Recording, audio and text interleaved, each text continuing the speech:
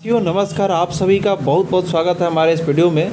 दोस्तों हमारे चैनल पे चल रहे तमाम वीडियो को हम लोग देख रहे हैं, जिसमें आपको किसी वीडियो में कंसेप्ट मिल रहा होगा, हैंड रिटन तमाम पुस्तकों का निचोड़, जिसमें राग परिचय के चारों भागों का आधार मैंने बनाया है और साथ ही कुछ और भी स्टैंडर्ड बुकों का टॉपिक वाइज मैंने उसमें निचोड़ डाला है। उसके साथ साथ ही बीच में आप मतलब कि कंसेप्ट के साथ साथ MCQ फॉर्म में भी आप लगातार अभ्यास हमारे साथ कर रहे हैं। तो साथियों, अगर आप हमारे चैनल पर नए हैं तो चैनल को सब्सक्राइब करके मुझे सपोर्ट ज़रूर करें, ताकि आपके सहयोग से मैं आपके लिए और भी अच्छा काम कर सकूं। तो साथियों, अगर वीडियो अच्छा लगे तो आप लाइक करिएगा और कमेंट में अपना विचार ज़रूर बताइएगा मुझे, ठीक है। तो चलिए अगला प्रश्न हम लोग देखते हैं आज के इस वीडियो में। साथियों, आपका सपोर्ट बना रहे, क्योंकि आपका सपोर्ट जब कम हो जाता है तो मुझे मोटिवेशन कम हो जाता है और काम करने में मन नहीं लगता है, और आपका सहयोग जैसे जैसे मिलता है काम करने में उत्सुकता होती है। तो चलिए, ये जो प्रश्न आपको दिखाए जा रहे हैं हमारे माध्यम से, आपको जितने भी वीडियो अब तक करा दिए गए हैं, आप पूरा प्लेलिस्ट देख लीजिएगा। आप यकीन मानिए, कल के भी जो मुझे बहुत सारे मैसेज प्राप्त हुए हैं, कल का जो स्टेट पेपर 2 का एग्ज़ाम हुआ है, वो सारे प्रश्न जो है वो आपके इस चैनल के माध्यम से सारे प्रश्न जो हैं वो सारे प्रश्नों का चर्चा हो चुका है, वहीं प्रश्न आए थे। तो मैं हमेशा से आपको बोल रहा हूं कि आपके सिलेबस के अनुसार ही मैं आपके लिए मेहनत कर रहा हूं। आपको वो आपका स्टेट हो या TGT PGT का BPSC एग्ज़ाम हो या कोई भी हो, आपके सिलेबस से बाहर मैं कोई भी यहाँ पे कॉन्सेप्ट नहीं दे रहा हूँ, और आपको जितना भी प्रश्न मिलेगा हमारे इस वीडियो के माध्यम से मिलेगा। इसलिए मैं आपसे हमेशा रिक्वेस्ट करता हूँ कि सारे प्लेलिस्ट का वीडियो देख जाइए, आप ज़रूर लाभ प्राप्त करेंगे। तो आइए प्रश्न की तरफ देखते हैं। चूँकि मेरा टारगेट रहता है कि समय को बर्बाद न करते हुए ज़्यादा प्रश्नों को देखा जाए। तो चलिए, वेदों की संख्या कितनी है? प्रश्न 1 का जो संख्या है, वेद 4 वेद है, ठीक है। और इसी 4 वेदों में जो हम लोग का सामवेद, यजुर्वेद, ऋग्वेद, अथर्ववेद जो है, उसी में हम लोग का जो सामवेद है, ठीक है, सामवेद है, वो संगीतमय वेद है, ठीक है। तो 4 वेद है वेदों की संख्या। चलिए अगला क्वेश्चन है, इनमें से किस राग की जाति ऑर्डर है? ध्यान दीजिएगा दोस्तों, थोड़ा सा अगर मिस टाइपिंग कहीं आपको मिले तो आप एडजस्ट करिएगा, क्योंकि लिखते वक्त वो हो जाता है। तो इनमें से किस राग की जाति ऑर्डव है? तो देखिए यहाँ पे जो आंसर होगा आपका, मालकौंस भी ऑर्डव जाति का राग है और दुर्गा भी ऑर्डव जाति का राग है, ठीक है। तो एक से अधिक हम लोग का जो आंसर हो जाएगा, ठीक है। अगला क्वेश्चन हम लोग देख लेते हैं। उत्तर भारतीय संगीत पद्धति में शुद्ध थाट कौन सा? ये पार्टी लिखा हुआ है, लेकिन मैंने जब इसको टाइपिंग किया वहाँ पे एरर हो गया ये। तो यहाँ पे उत्तर भारतीय संगीत पद्धति में शुद्ध थाट कौन सा है, प्रश्न का ये मतलब है। तो बिलावल, कनकांगी, मुखारी और नन, इसमें से जो हम लोग का आंसर हो जाएगा ये बिलावल हो जाएगा, ठीक है। हम लोग का जो उत्तर भारतीय संगीत में है उसको हम लोग शुद्ध थाट के रूप में बिलावल को मानते हैं। कनकांगी वगैरह ये जो है ये दक्षिण संगीत में है, ठीक है।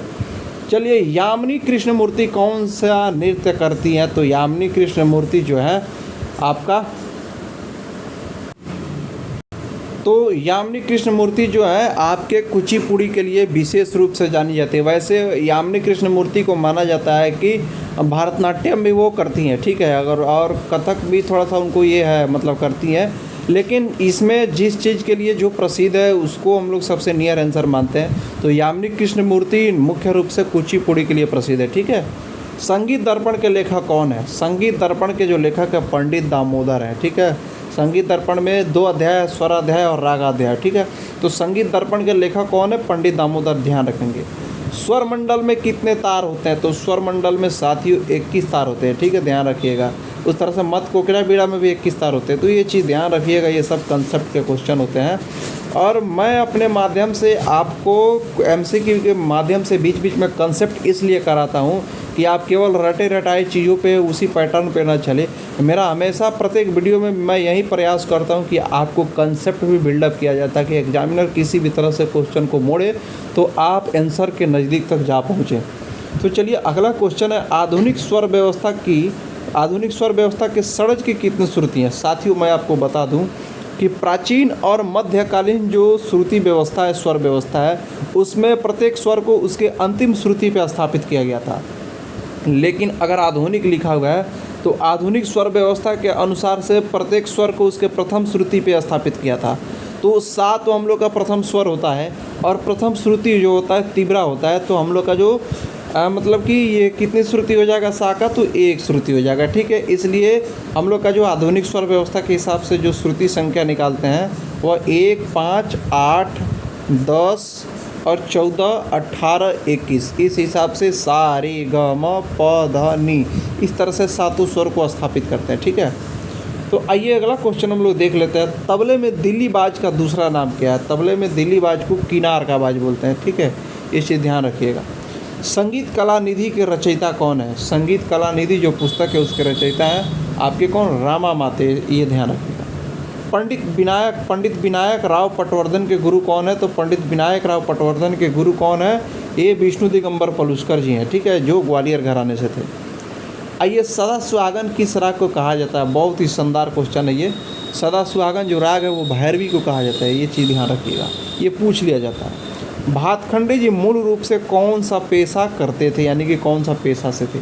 देखिए, मैं आपको बता दूं, भातखंडे जी जो विष्णु नारायण भातखंडे हैं वो बाद में संगीतकार हुए, लेकिन सर्वप्रथम उन्होंने वकालत किया था। ठीक है, वो मूल रूप से पेशा से वकील थे। ठीक है, बाद में उन्होंने संगीत के क्षेत्र में बहुत काम किया, लेकिन मूल रूप से वो वकील थे। अगला क्वेश्चन है 13 नंबर। ललित कलाओं में सबसे श्रेष्ठ कला कौन सा है? देखिए, 5 कलाएँ हैं, उसमें से सबसे श्रेष्ठ कला जो है संगीत कला को माना जाता है। हम लोग का आंसर हो जाएगा। तबले की पूड़ी में चमड़े की कितने परतें होती हैं? तो तबले की पूड़ी में चमड़े की जो परत होती है वो 3 परत होती है। और साथ ही मैं आपको बता दूं, तबले का जो मिलान होता है, जो उसको मिलाते हैं वो 2 रीति से मिलाते हैं। ठीक है, और तबले की पूड़ी में चमड़े की 3 परतें होती है, ध्यान रखिएगा। अगला क्वेश्चन हम लोग देख लेते हैं। परमेल प्रवेशक राग का अर्थ क्या है? तो हम लोग का जो ऑप्शन है, जो किसी राग में ना प्रवेश करे, जो दूसरे थाटों में प्रवेश करे, जो एक साथ बहुत सारे रागों में प्रवेश करे, जो दूसरे राग में प्रवेश करे। तो इसका आंसर हो जाएगा, देखिए इसका मतलब होता है पर मेल, यानी कि दूसरे मेल में, यानी कि जो दूसरे थाटों में प्रवेश करे वहीं हम लोग का आंसर हो जाएगा। शिव कुमार शर्मा क्या बजाते हैं? तो शिव कुमार शर्मा जो कश्मीर से बिलोंग करते हैं, ये संतूर वादक है। ठीक है, ये क्वेश्चन भी पूछ लिया जाता है। अगला क्वेश्चन है 17 नंबर। अध्वदर्शक स्वर, यहाँ पे अध्वदर्शक थोड़ा सा मिसटाइपिंग है, अध्वदर्शक इस ढंग से लिखते हैं। ठीक है, अध्वदर्शक स्वर किसे कहते हैं? तो अध्वदर्शक स्वर क्या है? तो हम लोग का जो शुद्ध माँ है, माँ, उसे अध्वदर्शक स्वर कहते हैं। और अध्वदर्शक स्वर क्यों बोलते हैं साथियों? तो देखिए, सा, रे, ग, म और फिर आपका प, ध, नि, सा, ये स्वर हो गया हम लोग का। ठीक है, और पूर्वांग और उत्तरांग के हिसाब से हम लोग इसको बांटते हैं, पूर्वांग और उत्तरांग।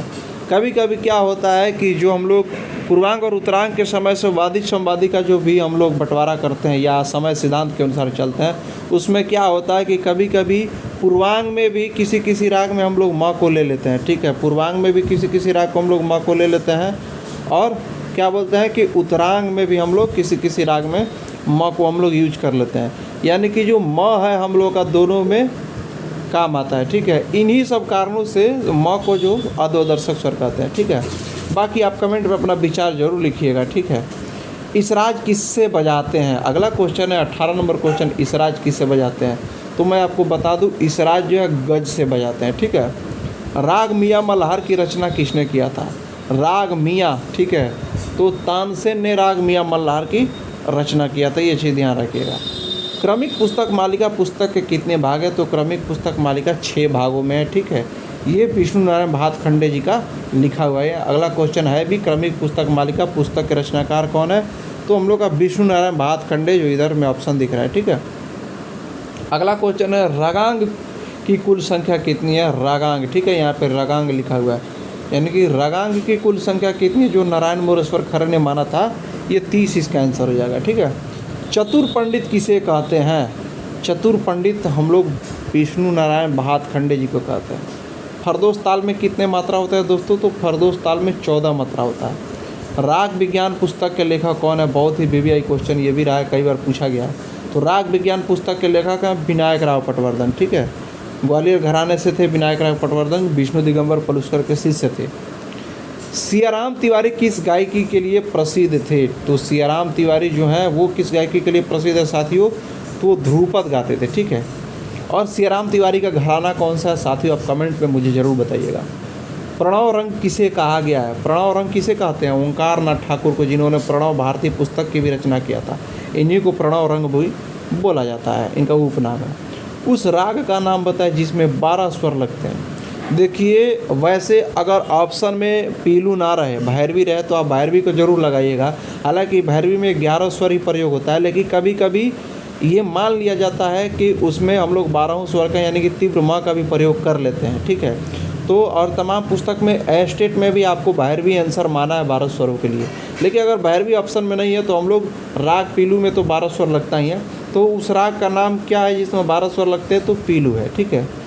सितार में पहला तार किस स्वर से मिलाते हैं? तो सितार में जो पहला तार है म से यानी कि मंद्र म से मिलाते हैं, ठीक है, मंद्र म से। तो ये ध्यान रखिएगा, मंद्र म से हम लोग सितार का पहला तार मिलाते हैं, ठीक है, मंद्र म से। साथियों, हमारे चैनल पे आप देख रहे होंगे कि जितना भी अभ्यास आपको कराया जा रहा है, कोई भी वीडियो हो, वो आपके सिलेबस को ध्यान में रखते हुए ही कराया जा रहा है। मैं एक एक वीडियो उसी सोच के साथ बनाता हूँ कि अगर कोई साथी मेरा वीडियो देख रहे हैं तो वहाँ से 10, 5, 15 प्रश्न ज़रूर उनका फिक्स हो जाए, कुछ नंबर उनका बढ़ जाए। इसी सोच के साथ मैं आपके लिए मेहनत कर रहा हूँ। आपका साथ बना रहे, आप हमारे चैनल को सब्सक्राइब करें और ग्रुप में ज़्यादा दोस्तों तक शेयर करें और कमेंट में अपना विचार जरूर लिखिए, वीडियो को लाइक करिए, हर तरह से सपोर्ट करिए ताकि आपके लिए मोटिवेशन प्राप्त करके मैं शानदार कंटेंट लगातार देता रहूँ। चलिए, अगला क्वेश्चन है, रागों में नहीं लगने वाले स्वर को क्या बोलते हैं? तो जो रागों में नहीं लगते हैं स्वर, उन्हें ना वादी बोलते हैं, ना संवादी बोलते हैं, ना रागधारी बोलते हैं। इसका आंसर जो हो जाएगा हम लोग का नन हो जाएगा, क्योंकि जो राग में नहीं लगते उन स्वर को क्या बोलते हैं? उनको वर्जित स्वर बोलते हैं या विवादी स्वर आप कह सकते हैं, ठीक है। तो यहाँ पे हम लोग का आंसर नन हो जाएगा। तो इस तरह से मैं कंसेप्ट भी आपको बताते चलता हूँ। अभ्यास के साथ साथ मेरा किसी भी वीडियो में यही प्रयास रहता है कि आपको कंसेप्ट भी दिया जाए, ठीक है। तो चलिए साथियों, आज के इस वीडियो में हम लोग इतना ही क्वेश्चन देखते हैं। आपका साथ बना रहे, मिलते हैं नेक्स्ट वीडियो में और भी शानदार कंटेंट के साथ।